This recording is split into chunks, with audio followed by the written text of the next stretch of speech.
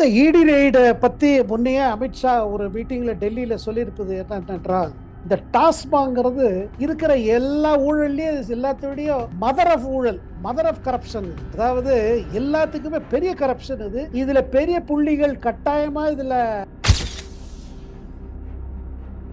இடி பொறுத்து மட்டும் பாத்தீங்கன்னா மணி லாண்டரிங், அது புழக்கம் எங்கெல்லாம் இருக்கோ அதெல்லாம் தான் அவன் ட்ரேஸ் பண்ணுவாங்க. அப்படி பார்க்கும் பொழுது இந்த பேரெல்லாம் வரும் பொழுது இவர்கள் குற்றவாளியா இல்லைங்கிறது இப்போதைக்கு ஒன்றும் யாருமே சொல்லக்கூடாது, சொல்ல முடியாது.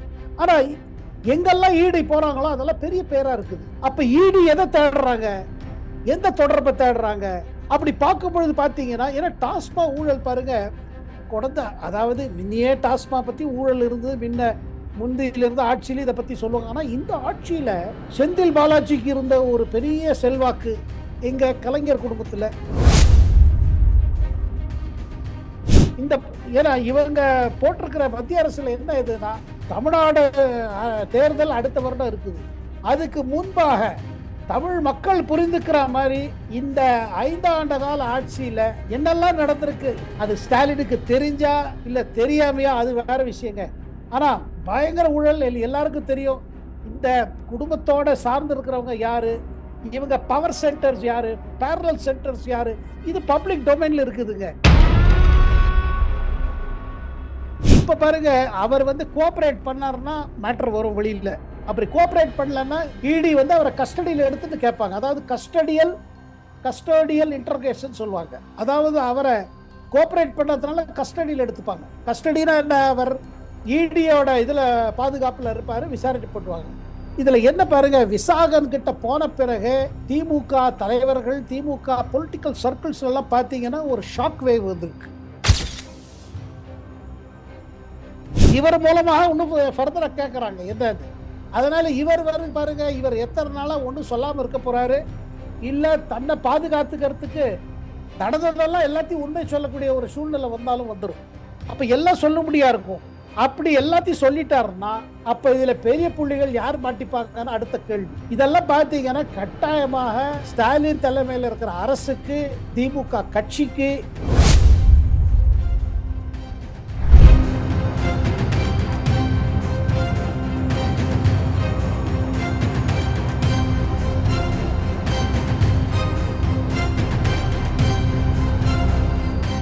ரியல் ஒன் நண்பர்கள் உறவுகளுக்கு வணக்கம். தொடர்ச்சியாக பல்வேறு முக்கியமான தகவல்களை நம்முடைய உறவுகளுடன் பகிர்ந்து வரும் மூத்த பத்திரிகையாளர் டெல்லி சேகர் ஐயர் அவர்கள் நம்முடைய இருக்கிறார். வணக்கம் சார். வணக்கம் சிவா சார். வணக்கம் சார். இப்போ தமிழ்நாட்டில் மீண்டும் ஈடியை பொறுத்த வரைக்கும் ஒரு புயலை கிளப்பி இருக்காங்க. நேற்று காலை துவங்கிய ஈடி ரைடை பொறுத்த வரைக்கும் இன்றும் பல்வேறு இடங்கள்ல தொடர்ச்சியாக நடைபெற்றுக்கிட்டே இருக்கு.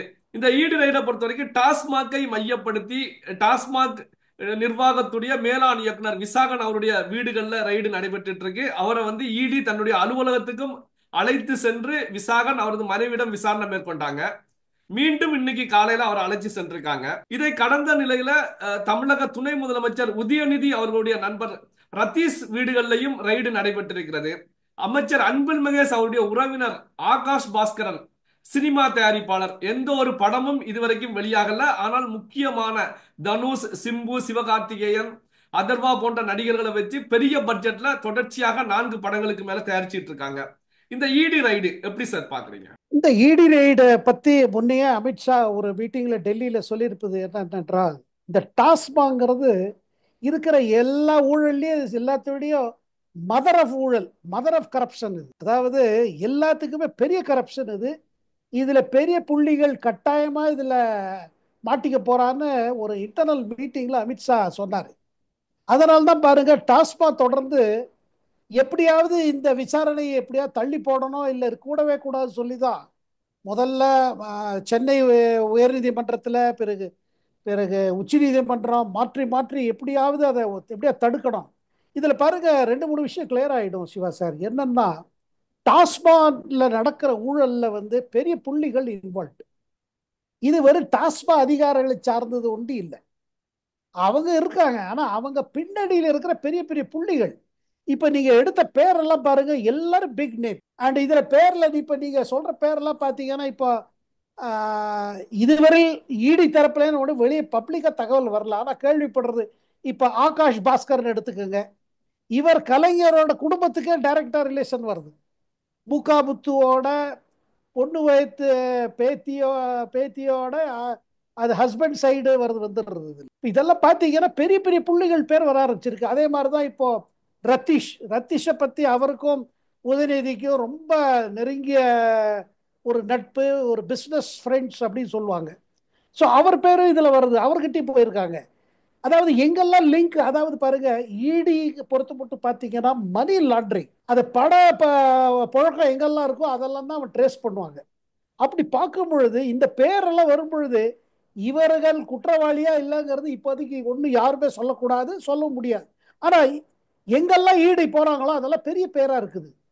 அப்ப ஈடி எதை தேடுறாங்க, எந்த தொடர்பை தேடுறாங்க அப்படி பார்க்கும் பொழுது பார்த்தீங்கன்னா, ஏன்னா டாஸ்மா ஊழல் பாருங்க, குழந்தை அதாவது முன்னையே டாஸ்மா பத்தி ஊழல் இருந்து முந்தியிலிருந்து ஆட்சியில இதை பத்தி சொல்லுவாங்க. ஆனா இந்த ஆட்சியில செந்தில் பாலாஜிக்கு இருந்த ஒரு பெரிய செல்வாக்கு எங்க கலைஞர் குடும்பத்துல, நம்ம ஸ்டாலின் குடும்பத்துல அவருக்கு ஒரு தனி ஹோல்டு, அவரை எப்படியாவது அமைச்சரை தொடர வைக்கணும்னு இந்த ஆர்வம், இதெல்லாம் பார்த்தாலும் ஏதோ ஒரு ஹோல்டு இருந்தது இல்லை அவருக்கு. இந்த ஹோல்டுக்கு காரணம் என்ன, இவர் ஏன் திருப்பி வந்தப்பறம் அதே ஏன் கொடுக்கப்பட்டது இலாக்கா, என்ன இதுல இருக்குது, இதெல்லாம் பல விஷயங்கள் பாருங்க ஒரு சந்தேகத்தனைய பப்ளிக்ல கிளப்பிச்சிருச்சு. மக்கள் மத்தியில நிறைய சந்தேகம். அந்த சந்தேகம் இதெல்லாம் பார்த்தீங்கன்னா உள்ள நம்பக்கூடிய சந்தேகம் தான், நியாயமான சந்தேகம் தான். என்ன என்ன டாஸ்மாக் விவரத்தில் எதுக்கு மற்ற எந்த கேஸ்ல கூட தடுக்கிறதுக்கு இவ்வளவு முயற்சி பண்ணல, இதுல ஏன் தடுக்கிறாங்கன்னு. அப்படி இருக்கும் பொழுது இந்த தகவல்லாம் வரது பார்த்தீங்களா, ஈடி என்னெல்லாம் பிடிக்கிறாங்க, யாரை பிடிக்கிறாங்க என்ன கேட்டீங்கன்னா, இதுல ரத்தீஷ், அப்புறம் நம்ம அவர் பேரு ஆகாஷ் பாஸ்கரன், இவங்க ரெண்டு பேரும் பாருங்க இடியோட முழு ஃபோக்கஸ் இருக்கு. இதை தவிர்த்துங்க ஒரு விஷயம் கிளியரா சொல்லிடுறேங்க, இடி முதல்ல இந்த மேட்டர் திறக்கிறதுக்கு முன்னாடியே பல லிங்க்ஸ் அவங்க பார்த்துட்டாங்க. அந்த எல்லா லிங்க்ஸ்லயும் பாருங்க என்ன வருதுன்னா, ஆளுங்கட்சியில் இருக்க பெரிய பிரமுகர்கள் இல்ல அந்த பிரமுகர்களோட தொடர்பு இருக்கிறவங்களோட இது வருது. அதனால்தான் பாருங்க இது இப்ப மேட்டர் இப்ப எடுத்த உடனே டக்கு டக்குன்னு போகுது. இடி தரப்புல நாங்கள் டெல்லியில் கேட்பது என்ன என்றால், நாங்கள் ஆதாரத்துடன் தான் போகிறோம், மேலும் ஆதாரம் வாங்குவதற்கு எங்களுக்கு நல்ல டிப்ஸ் இருக்குது, எங்களுக்கு நிறைய டீட்டெயில்ஸ் கிடைச்சிருக்கு.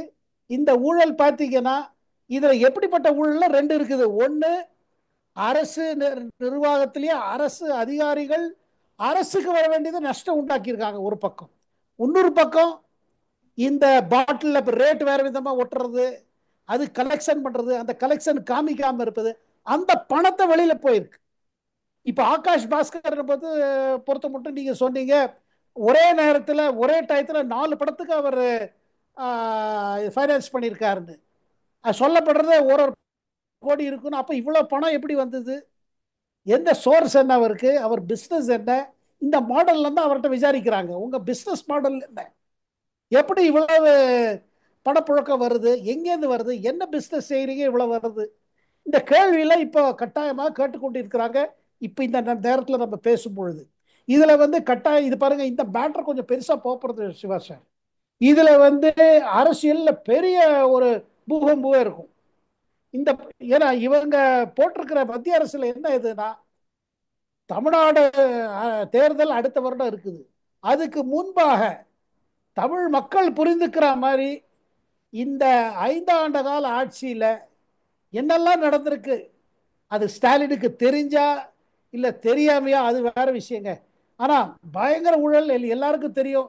இந்த குடும்பத்தோட சார்ந்து இருக்கிறவங்க யாரு, இவங்க பவர் சென்டர்ஸ் யாரு, பேரலல் சென்டர்ஸ் யாரு, இது பப்ளிக் டொமைன்ல இருக்குதுங்க. இந்த பவர் சென்டர் பின்னணி என்ன இருக்குது, எப்படி ஒரு நபர்கள், அது சபரீசனா இருக்கட்டும், ஏன் உதயநிதியோட நெருங்கிய நண்பர்களா இருக்கட்டும், இவர்களுக்கு பைனான்சியல் பொலிட்டிக்கல் கிளவுட் எப்படி வந்துருச்சு, இதுக்கு காரணம் என்ன, அது எந்த மாதிரி பவர் இருக்குது இவங்களுக்கு, எப்படி அரசு கொள்கையோ அதாவது அரசு எடுக்கிற தீர்மானங்கள்ல என்ன இவ்வளவு இவ்வளவு ஹோல்டு எப்படி வந்தது, இந்த விஷயம் எல்லாம் வரப்போறது சிவா சார். அதனால இந்த கேஸ் பாருங்க டைரக்டா சென்ட்ரல் லெவல்ல மானிட்டரிங் நடக்குது. ஏன்னா பெரிய புள்ளிகள் இன்வால்வ்டு இந்த மேட்டர்ல பாருங்க. இதுல அமித்ஷாவே பார்த்துட்டு இருக்காரு, கூடவே பிரதமர் அலுவலகமும் டீட்டெயில்ஸ் கேட்டுட்டு இருக்காங்க. இதுல திருப்பி திருப்பி பழி வாங்குற நோக்கம் இல்லைங்க. இடி ஆபீஷியல்ஸுக்கு குடிச்சிருக்கிறது ஒன்னே ஒண்ணுதான், சட்டபூர்வமாக சட்ட அடிப்படையில் என்னெல்லாம் நடவடிக்கை எடுக்கணுமோ எடுங்க, பயப்படாதீங்க. யாருக்கிட்ட போகணுமோ போங்க, எங்க உங்க விசாரணை கொண்டு போவதோ அதை தொடர்ந்து போங்க அப்படின்னு ஒரு இன்ஸ்ட்ரக்ஷன் கொடுத்ததா நம்ம கேள்விப்படுறோம். சார் இப்போ டாஸ்மாக் உடைய மேலாண் இயக்குனர் விசாகன் அவர்களை பொறுத்த வரைக்கும் ஒத்துழைப்பு கொடுக்கல. இந்த அடிப்படையில் தான் இடியை பொறுத்த வரைக்கும் தங்களுடைய அலுவலகத்திற்கு அவரையும் அவரது மனைவியும் அழைச்சி சென்று விசாரணை மேற்கொண்டாங்க. ஆனாலும் இடியை பொறுத்த வரைக்கும் ஒரு திருப்தியான பதில் இவரிடத்துல இருந்து வரல. அதாவது எங்கெங்க சாட் பண்ணாங்க, யார் யாருக்கு மெயில் பண்ணாங்க, அவருடைய வீட்டுல ஈடி ரைடு நடைபெறும் போது காம்பவுண்டுக்கு வெளியில கிழித்து வீசப்பட்ட டாக்குமெண்ட்டுகள் கைப்பற்றப்பட்டது, அதுல என்னென்ன விஷயங்கள் இருந்தது, இதுல ஒத்துழைப்பு கொடுக்கல அப்படிங்கிற செய்திகள் வெளியாகிட்டே இருந்துச்சு. மீண்டும் இன்றைக்கு காலையில அவர் வந்து இடி விசாரணை தங்களுடைய கஸ்டடியில விசாரணையில மேற்கொண்டுகிட்டு இருக்காங்க. ஒத்துழைப்பு கொடுக்கலைன்னா அவர் கைது செய்யப்படலாம் அப்படிங்கிற செய்திகளும் வெளியாகிட்டு இருக்கு சார்.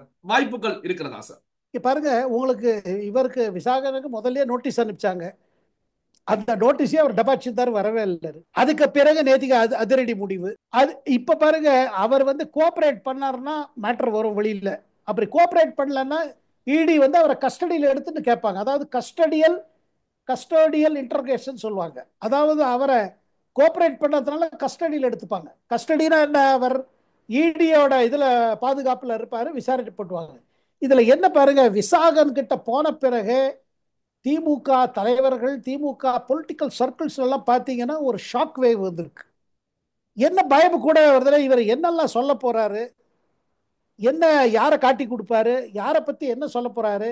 ஏன்னா இடி தொடர்ந்து அவர்கிட்ட கேட்க போறது என்னன்னா, இந்த டீலிங்ஸ் எல்லாம் ஏன் இருந்தது, இந்த பணம் எப்படி போச்சு, இந்த புழக்கத்து யார் யாருக்கு தரப்பட்டது. ஏன்னா இவங்க யார்கிட்ட பணம் போச்சு லிஸ்ட் வச்சிருக்காங்க. இவர் மூலமாக இன்னும் ஃபர்தரா கேட்கறாங்க என்னன்னு.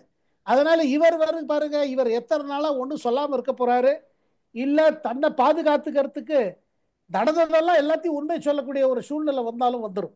அப்ப எல்லாம் சொல்லும்படியா இருக்கும். அப்படி எல்லாத்தையும் சொல்லிட்டாருன்னா அப்ப இதுல பெரிய புள்ளிகள் யார் மாட்டிப்பாங்கன்னு அடுத்த கேள்வி.